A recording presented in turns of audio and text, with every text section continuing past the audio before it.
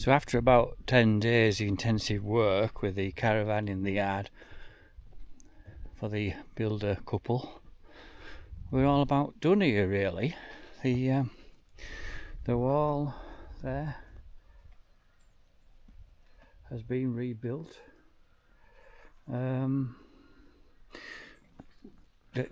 We decided, well, it was obvious really, that there wasn't enough stone to go quite to where it was before. The wall originally probably went that space and that space, so it was my suggestion to plant a couple of holly bushes there to kind of fill the gap a bit, because the reason they haven't enough stone, even though there is a bit left there, firstly, it didn't used to go right down to my building next door, so they've gone down there and they've stepped it out round like an L-shaped corner. So there's probably 12 feet more wall down there, so there's no wonder it won't reach to here, because you can't just magically produce suitable stones. So anyway, that was my idea, and they paid for them and planted them, two potted holly bushes. I don't know what sort they are. They look a bit sort of narrow leaf, but it doesn't really matter. It'd be rather similar to my little enclosure across the road, which has horse chestnuts with holly underneath. And then yesterday, because they wanted to leave yesterday, they had to get on to the next job. It was panic stations because they needed this door fitted, because he had roofers coming, and the builder guy, he was assuming that the roofers would be like joinery experts and would fit the door, but they said, oh no, that's not our job, can't you do it? So we were like ringing round to find a suitable joiner, and we got Dean Parker from Rosedale. If he's watching, thanks very much for coming out. But unusually, the door opens outwards and it looks like it's finished, but surprise, it's not actually. Well, I thought they would have got at least some roofing felt on this yesterday, because today is probably going to rain on and off all day, though it's not exactly impossible. It's not weather for roofing, but it's literally dangerous to being up there, isn't it? We put the downpipe back in place right along. It goes down into a soakaway. I don't know how successful that is, and I'm not quite sure what's going here. Obviously something's designed to sit on there and go up against the wall, some sort of box.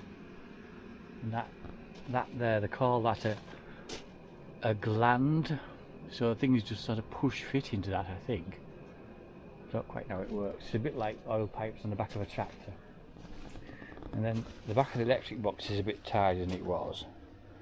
But this isn't live at all yet, but you have this silly thing where this connector on the side is actually for 3-phase only.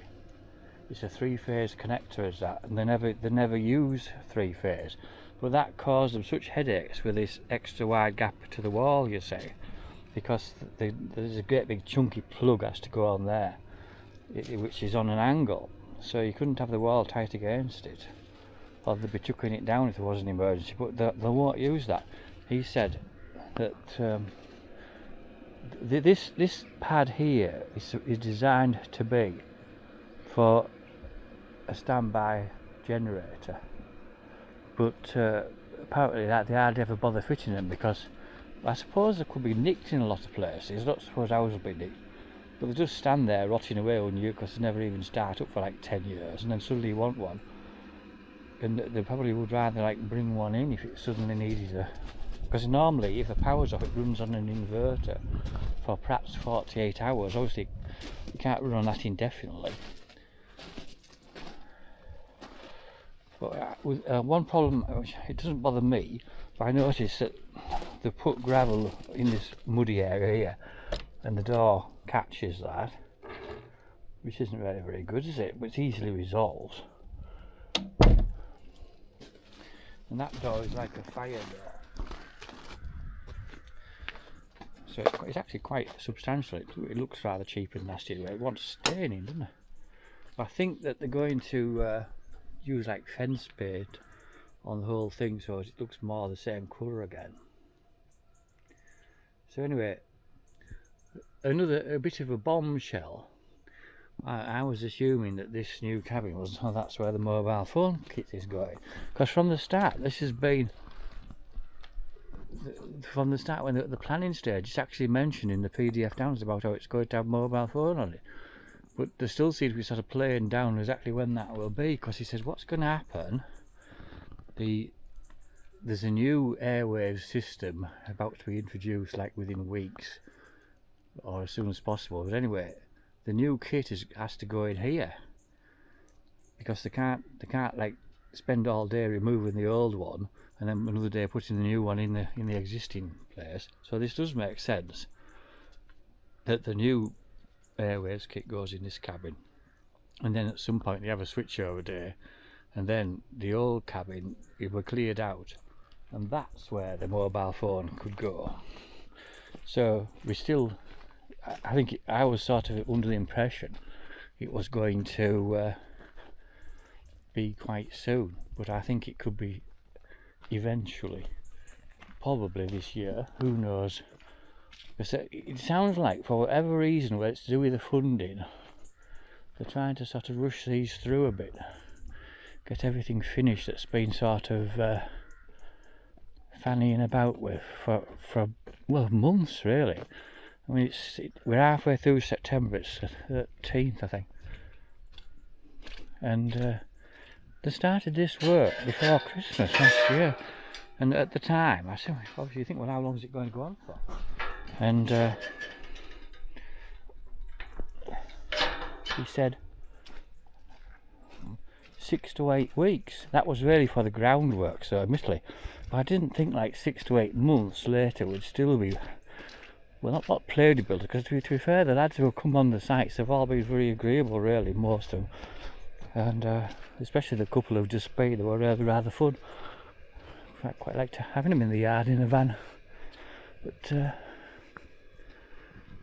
yeah, I think they're going to be, we've got like new Yorkshire boarding, which are a bit of a odd look when it's joins onto the old that's kind of weathered and grey, and the slates, there's a similar thing going on, that the old ones are sort of different, going to be different colour, aren't they? So it wouldn't be unreasonable to have changed the whole lot, because there isn't very many slates on there, is there? About 100. And there she is.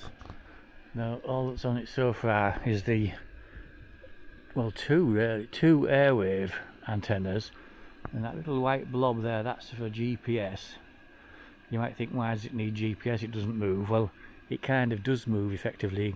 The satellites actually move about, so the exact coordinates from the GPS do in fact change slightly from day to day or even hour to hour, so it needs to know precisely where it is. It's just to feed into the computer data or whatever. But it does make quite a good job of this wall, considering it wasn't very good. There's just one bit which, just there. In fact, it goes a bit wrong there, in my opinion. I don't quite know what happened there. He's used a different stone that's not from the wall. He's picked up somewhere. That's the only spot that just lets it down a little bit, but it's rock solid compared. Someone did try to rebuild this previously, who didn't really know what he was doing, and it was as wobbly as hell, but really you could walk on that. I mean, I'm banging that, and the rock solid, them stones, so that I'm sure that'll be fine. It's better than it was before, because it always was a wobbly old wall. Originally, this was the last surviving remnant, really, of a dry stone wall that went right round the old stackyard. I think it actually ended just below, well, the Dutch barn there was another sort of alleyway along below that, and then some like tin shed, implement sheds below that. So where those posts are actually part of the original implement shed. So it was all a bit lower as well. It's amazing how they're still surviving, considering there are only bits of odd pine tree from woods over there probably.